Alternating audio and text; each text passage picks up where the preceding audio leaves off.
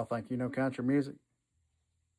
I guarantee you probably didn't know this. I didn't even know this. Part 122. This is going to be a follow-up to our Kenny Rogers and Waylon Jennings Sweet Music Man video. Elizabeth Gonzalez from TikTok asked, did Waylon know? Elizabeth, I'm so glad you asked that. Yeah, he did know. There's a lot more to it that even I didn't know. I wasn't aware of this until James Boyd on Instagram told me about this, so thank you, James, for this. Back in 1978, the legendary Tony Joe White wrote a song called I Came Here to Party. Pancho Kenny song on the jukebox.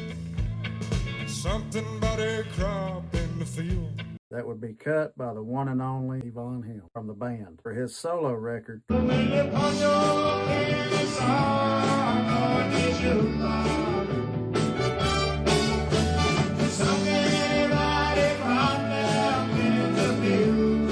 Just by listening to the first couple lines in that chorus, it's kind of obvious that Tony Joe's talking about Kenny Rogers. A couple of years later in 1980, when Waylon put out his Music Man record with RCA, RCA wanted to release Clyde as a single, which was a song written by J.J. Cale. Waylon reportedly didn't want this to be the single, but RCA insisted. So Clyde was released as a single on a 7-inch 45 RPM record in April of 1980, a month before RCA would release Music Man. But here's the funny thing. As sort of a middle finger to RCA, maybe a little jab at Kenny, during the Music Man sessions, Waylon also recorded Tony Joe White, I Came Here to Party. And he put it on the B side of this single. So Pancho Kenny song on the jukebox. Something about a crop in a field. I know you know the one that I speak of.